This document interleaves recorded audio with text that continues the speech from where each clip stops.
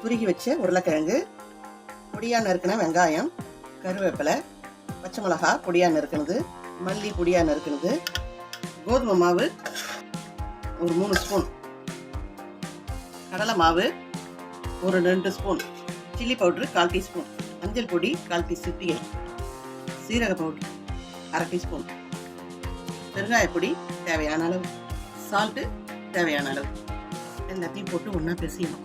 முறுமுறுப்புக்கு அரிசி மாவு 1 ஸ்பூன் எல்லாத்தையும் பிசையணும். தேவையான அளவு எண்ணெய் ஊற்றிக்கலாம். கொஞ்சமாக கிள்ளி அப்படியே போட வேண்டியதுதான்.